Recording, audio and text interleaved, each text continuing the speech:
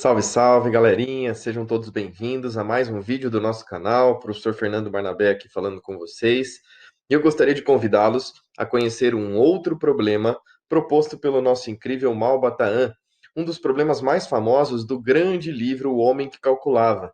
Esse problema é o problema dos 35 camelos. Se você já conhece o problema, você vai ver que algumas discussões que a gente vai trazer aqui são diferentes do que o problema realmente apresenta, até para que você, professor, possa extrapolar isso em sala de aula, que você possa pensar em outras propostas, tá certo? Então, para quem não conhece o problema dos 35 camelos, eu vou apresentar para vocês a história, né? Então, o nosso homem que calculava, o Beremis Samir, ele estava viajando com um amigo dele, o Bagdali, no camelo, e ele acaba se deparando com três homens que estavam discutindo, né? Estavam discutindo, né? Aquela discussão brava mesmo. Tava ali, não pode ser, isso é um roubo, eu não aceito isso, é um absurdo. E é claro que o Benemis, gostando, né, de resolver problemas, acabou trazendo aí a sua inteligência matemática para poder auxiliar esses brigões aí nessa história. E ele foi saber do que se tratava. E eram três irmãos. E o mais velho contou: somos irmãos e recebemos como herança esses 35 camelos. Segundo a vontade expressa de meu pai, devo receber a metade. O meu irmão Hamed Namir, uma terça parte, e Al-Harim, que é o mais novo, o mais moço, o mais novo, deve tocar apenas a nona parte. Bom, e aí que veio a confusão, porque eles não sabiam fazer isso. A gente não tem a metade de 35 como número exato, a gente não tem um terço de 35 como número exato, e a gente não tem um nono de 35 como número exato. E veio a confusão toda. Quando o Beremis Samir, o homem que calculava, percebeu isso, e falou: opa, 35 camelos. Se eu for pegar metade, não vai dar exato mesmo. Se eu for pegar a terça parte, não vai dar exato mesmo. E a nona parte, não vai dar exato mesmo. Só que ele percebeu uma coisa que os outros não tinham percebido ainda ao se deparar com o problema. Aí que está a grande questão. E a ideia que ele teve para solucionar esse problema foi muito interessante. Ele traz para essa questão, quando ele percebe isso, ele traz o camelo do seu amigo Bagdali. E ele trazendo o camelo do seu amigo Bagdali, ele evita esse tipo de situação. Então, se fosse metade de 35, seriam 17 camelos e meio. Não dá para você pegar meio camelo nessa história. Você vai fazer o quê? Vai fazer um churrasco com meio camelo? Não tem. Eu não quero nem saber como é que é churrasco de camelo. Em todo caso, não tem como a gente pensar isso, tá certo? Um terço daria 11,66666 camelos, também não ia dar certo.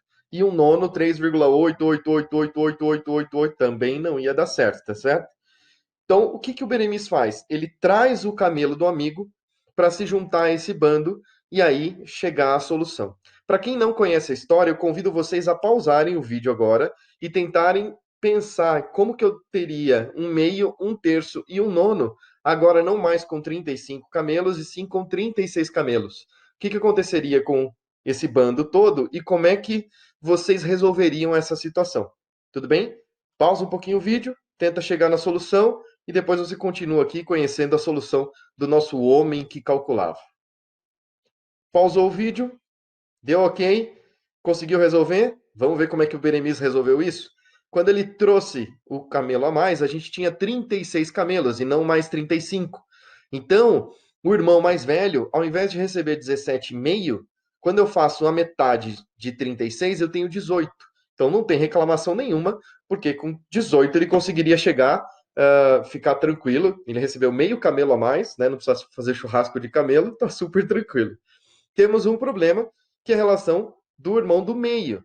O irmão do meio, agora, ele não vai ter mais um terço de 35, ele vai ter um terço de 36. E ele continua fazendo isso numa boa, tá certo? Ele continuaria resolvendo isso tranquilamente. Não tem problema nenhum. É, ele teria 12 camelos. Então ele vai ter uma vantagem aos 11,66666 camelos que ele tinha antes. Muito bem.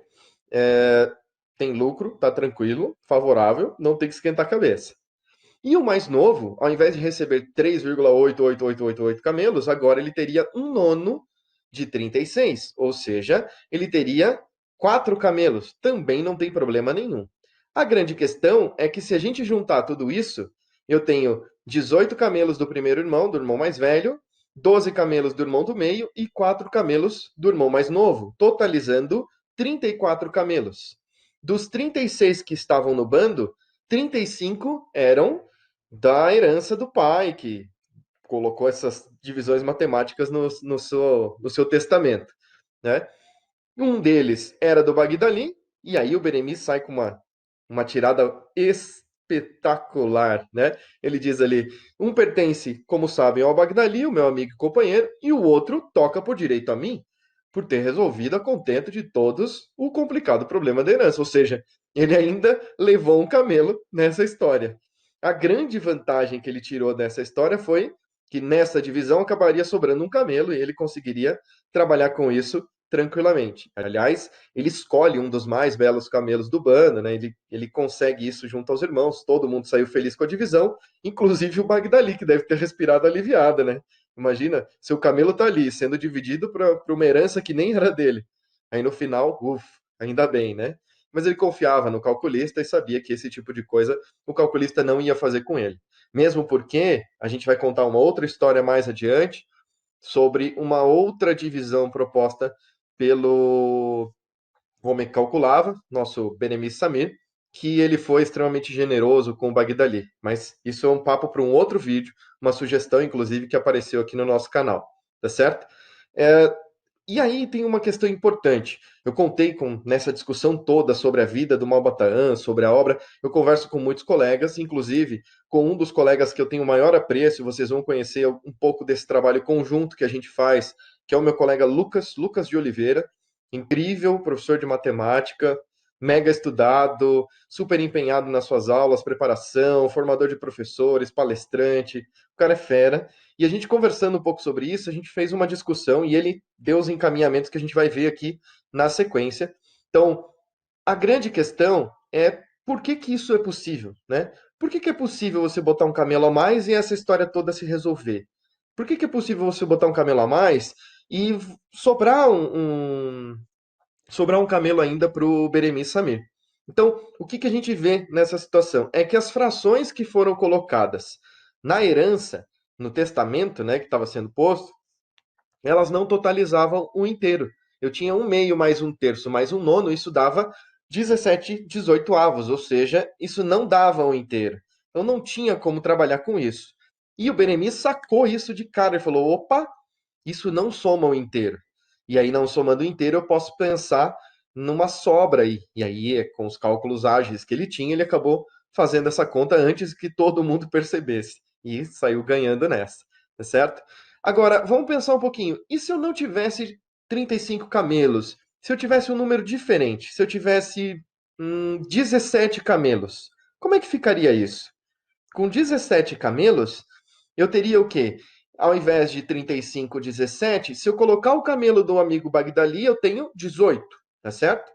Então vou pedir que vocês pausem novamente e tentem chegar nas conclusões aí da herança, né? O mais velho teria metade, o do meio teria um terço e o mais novo teria um nono do total de camelos. Então façam os cálculos aí, pausa o vídeo e descubra quanto que eu teria na metade para o mais velho, num terço para o do meio e num nono para o mais novo.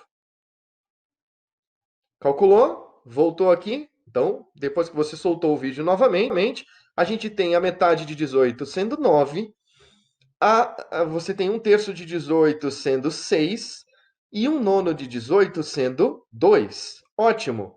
Totalizando isso, eu tenho 17 camelos. Opa!